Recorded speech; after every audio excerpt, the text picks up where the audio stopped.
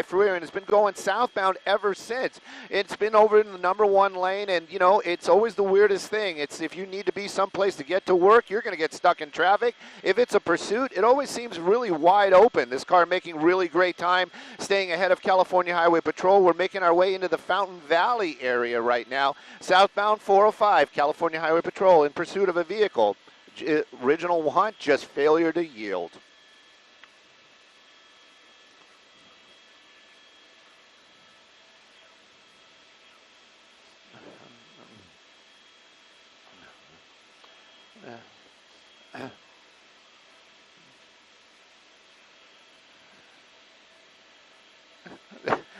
Tony, it's usually the weirdest thing. We got to say, we've seen them get stuck in traffic every now and then.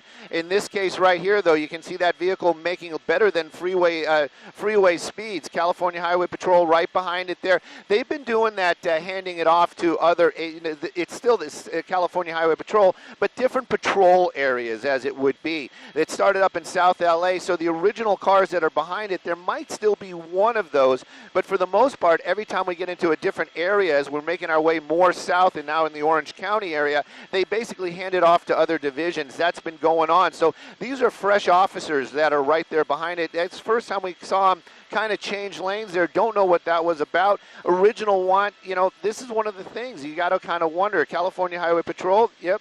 They want to pull this car over. They want to talk to that driver. But, if it gets too crazy, if the speeds get too high, possibly this guy gets off the freeway, California Highway Patrol might kind of be forced just to let it go. But right now, though, they are in pursuit, and all they want is talk to this driver for failure to yield. We don't even hear about any kind of other warrants or wants on that vehicle. Very interesting just to see why this person running from law enforcement this morning.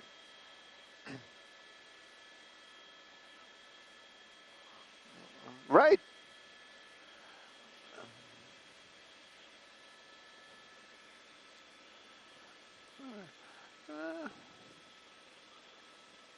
Yep.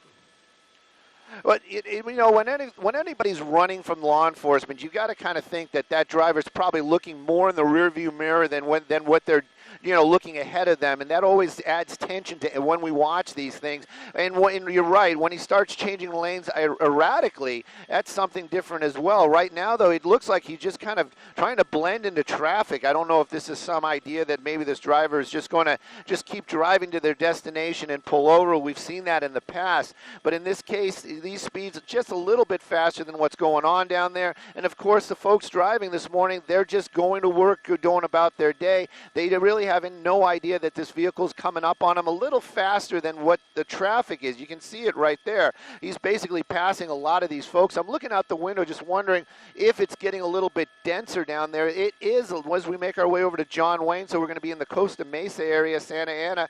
So maybe he's going to get stuck in some traffic, but not enough to bring this to an end. Again, you see the California Highway Patrol right there, lights and sirens, kind of warning the public this is coming through.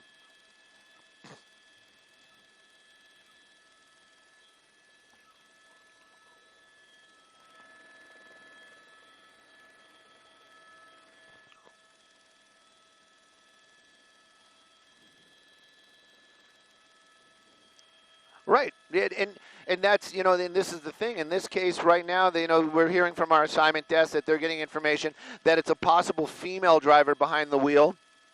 So they're saying that's the only person inside that car. So you just have the driver. In this case, they're saying a female driver. It doesn't really make any difference to California Highway Patrol, but it's just something really to keep an eye on and talk about. This is one of those areas where with the helicopter, I get a little bit worried when we lose them there underneath one of those overpasses, actually at an interchange. But right now, though, Vinny really staying on it, keeping with that car. California Highway Patrol down there on the ground. We're making our way into Irvine. That's going to be our next stop on our pursuit tour as we're making our way south. The vehicle, just a little faster than freeway speeds. The original want, just a failure to yield. And California Highway Patrol, they're behind them in force. And you can see some other officers right there. Don't know if they're going to join the pursuit. Maybe they're going to do another one of those swap outs to make sure that the officers are fresh that are right behind it. Maybe they were just in the area and just happened to see this pursuit just go by.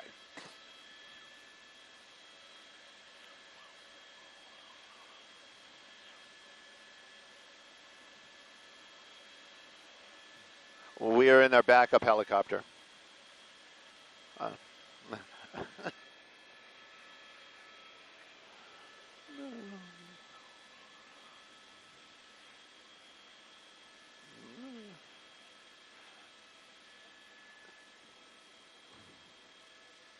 Uh, Roxy, first of all, I have to apologize. They were asking us about the map and things, and but then we're in a backup helicopter. That was more for our producers. And you're right, though. And this is one of the things when we watch in Skyfox. I know personally something that I always get worried about, especially when they back off from one of these chases and it's somebody driving very erratically. In this case, this vehicle, right now, we see just a little faster than freeway speeds, but the lights and sirens from the California Highway Patrol, at least they're down there and they're warning the folks on the roadway.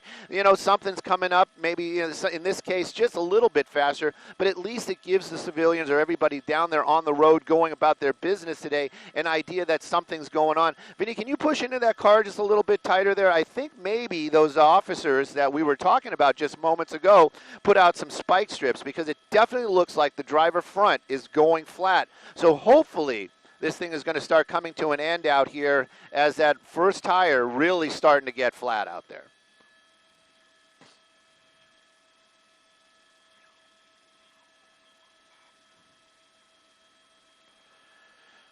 Definitely, and you know, this is something that those officers, you know, from California Highway Patrol, all law enforcement, these are things that they really have to, you know, balance out. They have to figure out how they're going to do this. In this case, you know, disabling that vehicle on the freeway, taking out a tire, you know, if the tire goes flat and he pulls over, that's one thing. But if now they have an impaired vehicle and still trying to get away from law enforcement, this could turn into something completely different.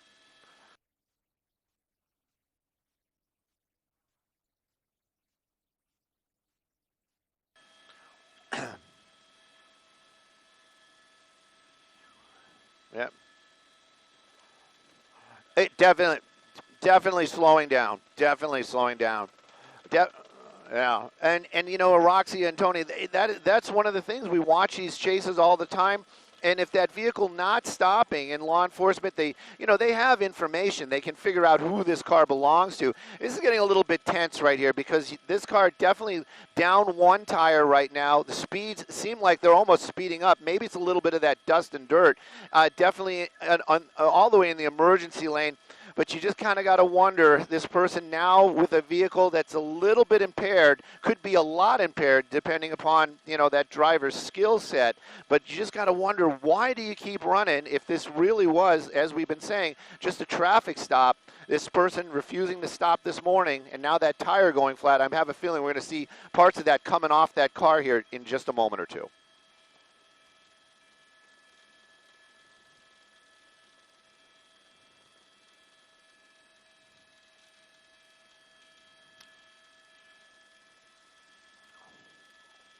Yeah. Yeah, definitely, and it looks like they just went through another spike strip. So you're going to kind of wonder if they're going to try, if they're going to have more than one flat tire. Again, these are the types of situations where law enforcement they've got to make these decisions down there. You know, disabling those, you know, taking out those tires. It could stop the car, but then again, it could set up a situation where now this driver has less control of that vehicle, continuing with high speeds. I'm kind of looking up ahead, and just we've been staying on the 405 freeway out here, and now there is no more emergency lane, so back in with traffic, and now we know for a fact at least one flat tire, possibly going to be losing a couple more here as this chase continues. Southbound 405, and I'll get you that city here in just a second. There goes the tire. Yep, there goes the tire. Yeah, and now we're down to the rim. Now, those vehicles can drive like that, but you've got to know, now all of a sudden it's like driving in snow or ice or something like that. That one wheel doesn't have that traction anymore, and right now that wheel is solid, but eventually that's going to start coming apart as well. That's usually when we see those cars start giving up before the driver, but you just, again, I'm just dumbfounded. Why is this woman running from law enforcement this morning? Hopefully nobody gets hurt. Oof.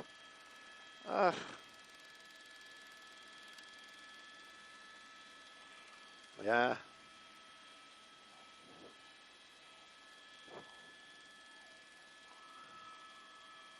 Yeah. Yeah, and you know, the speeds are really picking up too.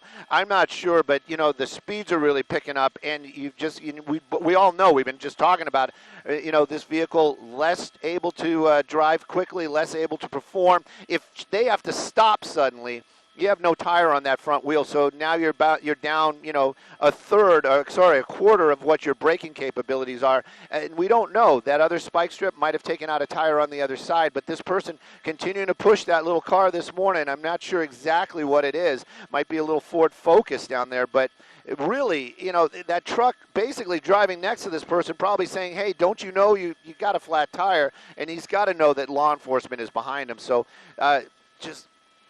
Yeah, no tire. Yeah, no tire at all. And it's kind of weird that that one truck is just kind of hanging out there. We talked about that in the past as well. If law enforcement's chasing a vehicle, steer clear, stay away. You know, even if that person has the best intentions, you know, the law enforcement, all of them, they just want to handle this on their own, and they just don't want to see anybody get hurt.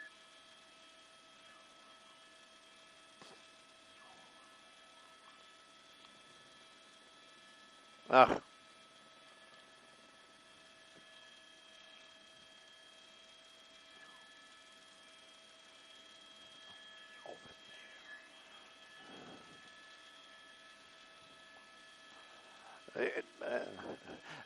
Definitely, and we've been talking about that. It's, you know, we want to kind of see the other side of the vehicle, see if they lost a tire. Maybe now that another one of the front tires is going flat, and that could be a really good thing. Especially, you know, we know these little cars, front wheel drive. If they have both the tires, both actual rubbers missing from those front wheels, now you're just running on rims. It's going to have a hard time stopping, but it's also going to have a hard time getting going again once it does stop. That female driver right now, it's the first time we're actually getting to take a look in the front seat there. I see something in the passenger side, so they said it was just the driver by themselves. Hopefully that it is just that, and maybe there's just things in that front seat.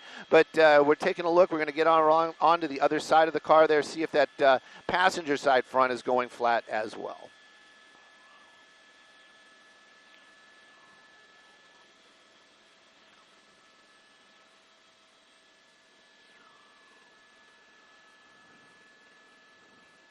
Animal.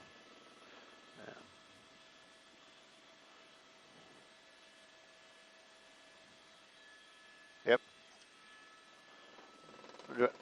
Yep, definitely, and so that second attempt right there, if that was another attempt for the spike strip, then they weren't able to get the tires.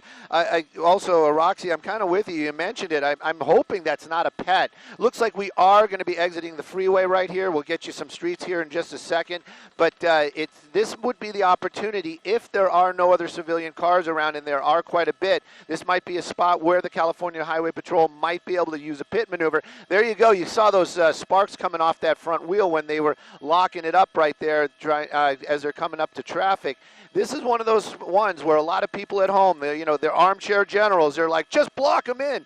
You know, they just can't do that. It's just not their policy. And again, their attempts right now is, even though that's a suspect, they don't want to see anybody get hurt, and that's including that suspect, and they don't want to put him in a position where they're going to block him in and then something dangerous is going to happen. Looks like, nope, we're not getting back onto the freeway. We'll get you some streets here in just a moment, but now off of the freeway, on the surface streets, and we are definitely going to be in the Mission Viejo area.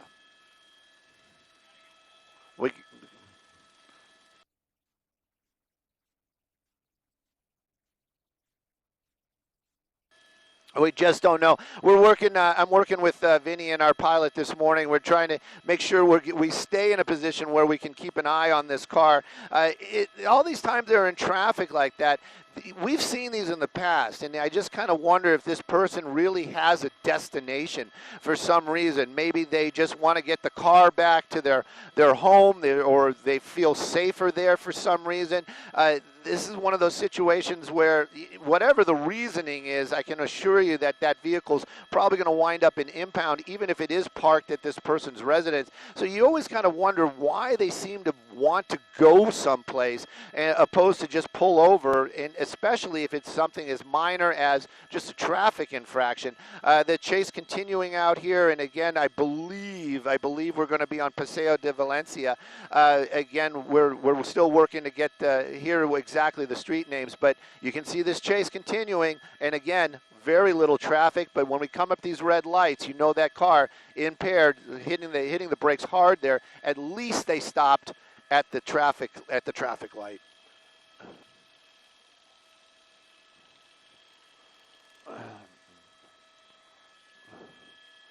It's over there.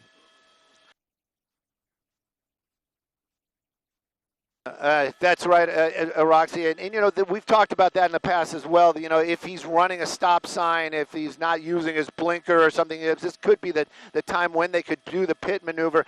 You can see that car kind of just the wheels spinning right there as they're trying to get that speed up, and that's what we were talking about. With no tire on there, his stopping abilities are impaired, but then also his driving, you know, the go part is, you know, acceleration impaired as well. That one California Highway Patrol vehicle looks like they want to set it up, but they want to make sure that they're going to be safe, and they want to make sure that there's no oncoming traffic as well or cars around it. We're getting Skyfox back into position here, and we'll keep an eye on this chase. That might be the way they bring it to an end, or they might have information that this vehicle is going to a residence because they know where that vehicle is registered to. So maybe they are just kind of weighing it out. Should we just follow, or maybe we should try to bring this thing to an end?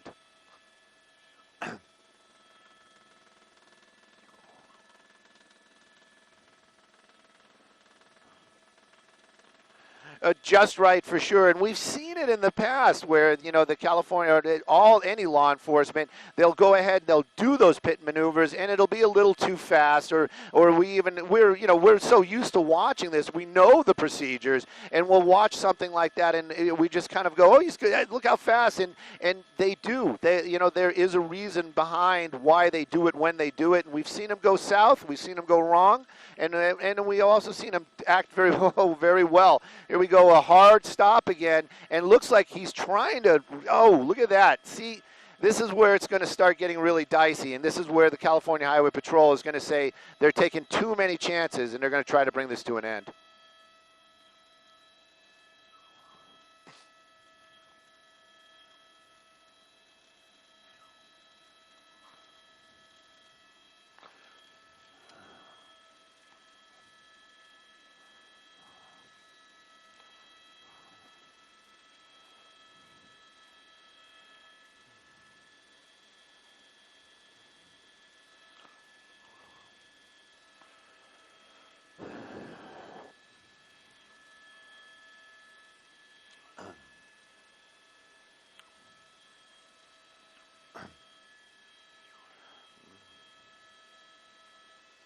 Well, that's what the big fear is right there, is that, you know, right now the stopping ability is where we're more worried about. And you're right, Michaela.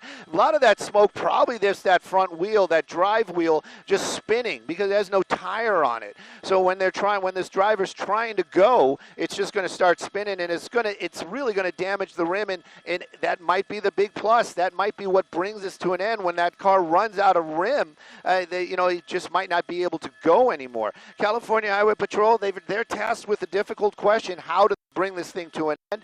There's just saying it was just a traffic stop. It wasn't. The person wasn't wanted for anything. I can tell you we're going to be southbound. I believe we're on Alicia Parkway, and it looks like we're passing over the 73. No interest on that road, so we're going to continue on Alicia Parkway. And again, California Highway Patrol right there in that person's rearview mirror. All they have to do is pull over. That would bring it to an end. Until then, it's dangerous for everybody involved.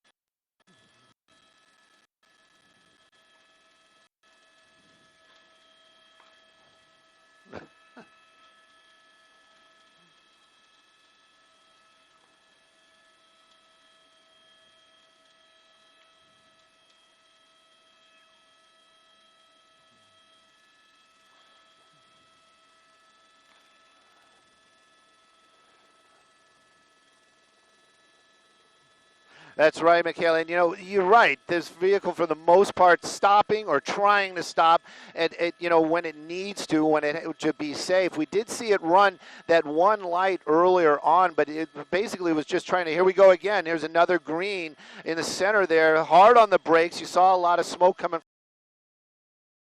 Was just trying to, here we go again. There's another green in the center there, hard on the brakes. You saw a lot of smoke coming from that front wheel. And this oddness to have, sirens are probably going, and just to be now sitting there waiting for the light. This is one of those situations. Yeah, as we mentioned, the signal from the helicopter is going to be touch and go a little bit. We're watching this pursuit. We're thinking that we're getting probably towards the end of it again because the driver's front side wheel they used a spike strip on it. You'll notice CHP, when they stop at an intersection, they have their hands on the door ready to exit the vehicle if need be. They're giving this driver some space. They're staying on her. By the way, we know it's a female driver from what it appears, but they're not doing anything aggressive in terms of putting themselves at risk or that driver or other drivers, commuters on the roads there in Orange County at risk. Give us a locator if you can, roughly where we are now, Stu. Well, but we're on Alicia Parkway. We're trying to work on that cross. It does seem to be pretty much of a major cross right there. So I'm guessing, I'm going to take a guess right now, that's Aliso Creek Road. And okay. Again, there you go, Michaela, that's what you were talking about. Slow on the go. There's no traction on that front wheel. This time we didn't see her really kind of hammer it and see that sparks in the spinning of the wheel, just kind of going a little bit slower. You're right. The officers, and we've been watching, California, and especially out here in the southern part of California. Now we're in Orange County. We are very tender with our way we handle our pursuits, meaning these officers have a lot of protocol and a lot of discipline, and they will plan this out, and they have to weigh the pros and cons. How dangerous is it? How quick, why do we want to get this car off the road? Mm-hmm. In this case, they are really just following right now, which is interesting enough. The lights and sirens, I'm sure, are going to be helping anybody at those intersections. We did see moments ago, I don't know, because we had that signal, we have those signal issues, other vehicles that were around that car at the light basically do lightweight illegal things to get away from that vehicle. So clearly that law enforcement, that California Highway Patrol, using the lights and sirens, people around it doing what they're supposed to do, give this person room, give those law enforcement folks their space as well. But the chase, it continues out here. Very strange indeed. And I'm going to get you a city here as we've been making our way. It's Laguna de Gil. Yep, here we go. Okay, we got a situation happening here. There we go. Car either is going to stop or trying to turn. That's it. That's it. That's it. The end of the Doing pursuit. a little bit of a push. And again, it is so, until that person is out of that vehicle, this could end it very badly very quickly if they use that car to try to hurt those officers or continue driving. Right now, though, the one officer, weapons out, the other officer seems to be talking, but those doors not unlocked. So they might have to forcefully get this person, this woman, out of that driver's seat. We'll keep an eye on it. There we go. Looks like right now they're just trying to get her attention, but it's just so bizarre that these sometimes you just don't get out and just just put the cuffs on yourself, maybe even.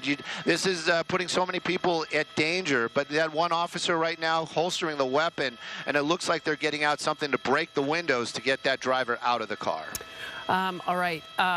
We have somebody on the line with us who knows a little bit more about this kind of situation, how tense they can be. Dennis Zine is former LA City Councilor and also former LAPD with the LAPD. It's really good to talk to you, and I'm sorry that it's over these circumstances. You know all too well about the intensity of a moment like this. It looks like they're breaking the glass to get into the vehicle. They have to make sure they keep themselves safe. They want to try and keep the person that's driving this vehicle as safe as possible. There's a lot of calculations that go into something like this, Dennis. Absolutely, and good morning to you and the viewers and Stu above in Skyfox. Well, it's a precarious position. The officers, they're in extreme danger at this particular location. Fortunately, the individual is not doing any resisting other than not complying.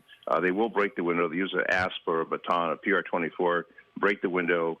to extricate. There we go. They're going to break the window, get the person out of the car. This is a very, very dangerous position for the officers as well as for the individual in the car, because you have no idea what they're into. We're going to get the person out of the car, take into custody. But this stop came to a unique stop. You don't want to have the vehicle in front. You just want to take them into custody as quickly and as simply as possible. But all those officers were extremely exposed to danger just because of the position where that car stopped and the police car. Yeah, very, very dangerous. But fortunately, it looks like it's going to end with a code 4 and taken into custody. But this is not the way you want to stop the car. They had no alternative, no choice. Sufficient deputies there, highway patrol. There may be Orange County sheriffs also, but the bottom line is it's going to come to an end, and they'll be taken into custody. Why they do this, we never know. Stu knows from his experience. I know from my experience. No reason, no logic, and expose many, many people to danger. But fortunately, this is going to come to an end, but very, very dangerous for the officers. Individual probably will resist to some extent, but sufficient officers there to take them into custody. Over the years, I've covered my share of pursuits, unfortunately, and I know you've seen your share of them, and Stu certainly has seen his share. And, you know, there's been any number of things that have caused people to run from police, to flee from police, to lead people on a pursuit. But I'd argue that now we've got more troubled people, given what we've just been through, and I think there's a lot of desperation, and so who knows what exactly the state of mind of this driver was. But I'm glad to know that it is over, and that there's no public risk anymore, and we're hoping that that person can get the help they need. Again, the culmination of a pursuit, if you're just tuning in, it ends here. We believe it's Laguna Niguel. It had been on the 405 for some time, reaching high speed at several points during the pursuit. We believe it is a female driver that has now been placed under arrest. You can see it looks as though they're cuffing her on the back of that patrol car. A little tiny vehicle. At some point, they used a spike strip and were able to puncture the driver's side front wheel, and that certainly made it more of a challenge for that driver to maneuver that vehicle. I think that's a wrap for us here on this pursuit. Our thanks to Dennis Zine, former LA City Councilor and former LAPD officer. Good to chat with you.